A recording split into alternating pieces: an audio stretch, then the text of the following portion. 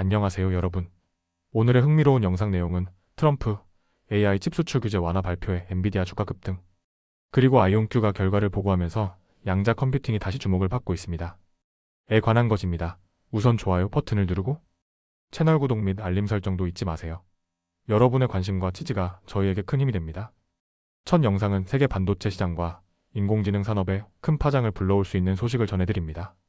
이번 뉴스는 미국의 경제 전문 매체 월스트리트 저널의 보도를 바탕으로 구성되었습니다. 2025년 5월 7일 미국 증시가 마감되기 직전 인공지능 칩 산업을 둘러싼 중대한 변화 조짐이 시장을 뒤흔들었습니다. 바로 트럼프 대통령이 AI 칩에 대한 수출 규제를 완화할 가능성을 내비쳤기 때문입니다.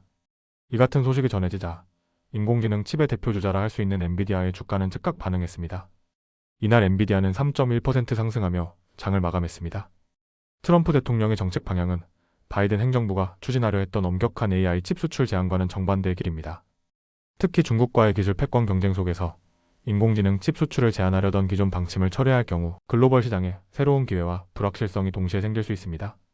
이번 발표의 여파는 엔비디아만이 아니라 다른 반도체 기업들에게도 영향을 미쳤습니다. AMD는 같은 날 주가가 1.8% 올랐습니다. AMD는 이번 분기 실적에서 예상보다 높은 매출 전망을 발표하며 긍정적인 신호를 보였습니다. 하지만 이와 동시에 미국 정부의 반도체 수출 통제가 이어질 경우 최대 15억 달러의 매출 손실이 발생할 수 있다는 경고도 덧붙였습니다. 한편 AI 서버 제조업체로 잘 알려진 슈퍼마이크로 컴퓨터는 이번 분기 실적에서 수익과 매출 모두 예상 상단에 도달했다고 발표했지만 다음 분기에 대한 지침은 다소 실망스럽다는 반응을 받았습니다. 이 회사는 엔비디아의 고성능 칩이 탑재된 서버를 생산하고 있으며 최근 들어 새로운 블랙을 칩으로의 전환 과정이 일부 고객들의 구매 결정을 늦추고 있다고 밝혔습니다. 슈퍼마이크로의 CEO인 찰스 리앙은 실적 발표 후 우리는 중장기 성장에 대해 매우 확신하고 있으며 특히 블랙을 제품군에 대한 수요는 기대 이상이라고 말했습니다. 그러나 이날 주가는 1.4% 하락했습니다. 또 다른 반도체 대기업인 브로드컴의 주가는 이날 2.4% 상승하며 긍정적인 흐름을 이어갔습니다. 하지만 시장이 주목한 것은 단순한 주가의 움직임이 아니었습니다. 엔비디아의 CEO인 젠슨 황은 캘리포니아에서 열린 밀켄 연구소의 연례 회의에서 중요한 발언을 내놨습니다. 그는 중국의 AI 칩 시장은 앞으로 몇 년 안에 500억 달러 규모로 성장할 것이라고 예측했습니다. 아울러 미국의 수출 제한 정책이 중국의 군사력 확장에 큰 영향을 주지는 못할 것이라는 입장도 밝혔습니다. 이는 단순한 경제 이슈를 넘어 기술, 패권과 국가 안보를 둘러싼 미국 내부의 깊은 고민을 반영하는 발언이라 할 수 있습니다.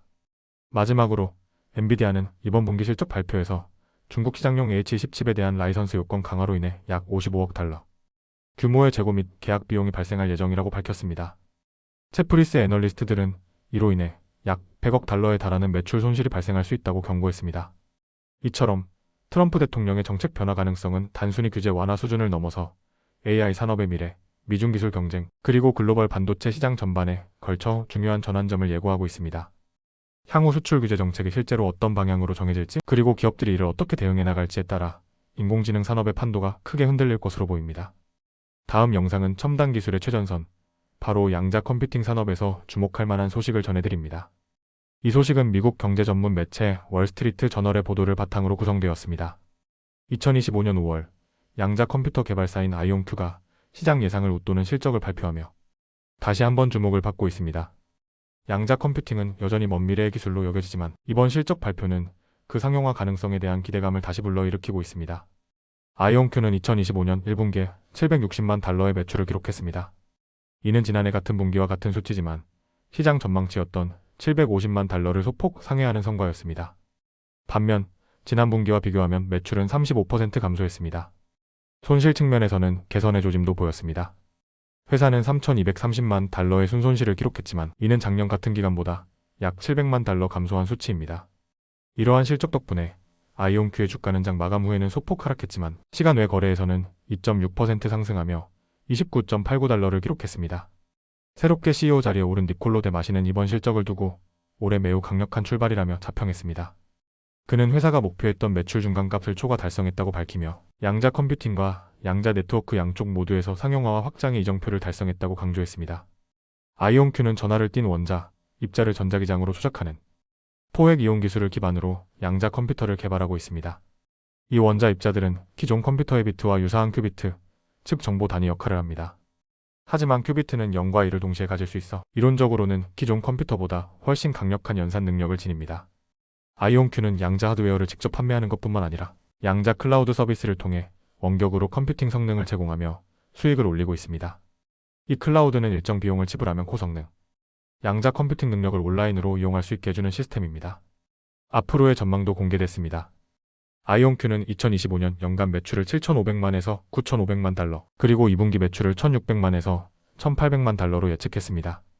투자자들 사이에서는 아직 수익성에 대한 구체적인 언급이 없다는 점이 아쉬움으로 남지만 매출 성장만큼은 눈여겨볼 만한 성과였습니다. 아이온큐는 최근 몇 가지 중요한 사업 확장도 진행했습니다. 스위스 양자 암호화 전문기업 ID 퀀티크의 지배 지분을 인수했고, 테네시주 채터누가시의 통신기업 EPB와는 2,200만 달러 규모의 파트너십을 체결했습니다. 이 계약들은 단기적인 수익보다는 양자 생태계의 구축과 장기적인 시장 확대에 중점을 둔 것으로 해석됩니다. 한편 같은 양자 컴퓨팅 기업들과 비교하면 아이온큐의 위치는 좀 더 안정적으로 보입니다. 예를 들어 퀀텀 컴퓨팅은 지난 3월 발표한 4분기 실적에서 매출이 17% 감소하고 손실은 더 커졌다는 실망스러운 결과를 공개했습니다. 이외에도 디웨이브 퀀텀, 리게티 컴퓨팅 등의 주가는 이번 주 수요일 기준으로 각각 4.7%, 5.5% 하락하며 불안정한 모습을 보였습니다. 하지만 아이온큐도 결코 순탄한 길만 걸어온 것은 아닙니다. 2025년 초 창업자이자 CEO였던 피터 채프먼이 자리에서 물러나 회장직으로 이동하며 조용한 리더십 교체가 있었고, 그 직후 공매도 보고서가 공개되며 주가가 급락한 바 있습니다. 올해 초 기록한 사상 최고가 51.07달러와 비교하면 현재 주가는 30% 이상 하락한 상태입니다. 또한 1월에는 채프먼 전 CEO가 2030년까지 회사가 흑자 전환에 성공하고 연간 10억 달러 매출을 달성할 것이라는 장기적 전망을 내놨지만 이후 경영진은 수익성 관련 언급을 자제해왔습니다.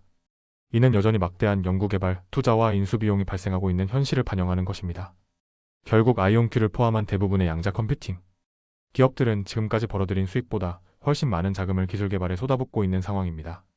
이러한 특성 때문에 주가는 기술적 성과나 실적보다는 뉴스 헤드라인과 시장 심리에 크게 좌우되고 있습니다. 요약하자면 아이온큐는 이번 1분기 실적을 통해 시장의 우려를 어느 정도 해소하는 데 성공했습니다. 아직 수익화까지는 갈 길이 멀지만 상업적 계약 확대와 기술 성과는 분명 주목할 만한 진전을 보여주고 있습니다. 향후 양자 컴퓨팅 산업이 어떤 방식으로 상용화될지, 그리고 그 중심에 어떤 기업이 자리 잡을지 지켜볼 필요가 있습니다.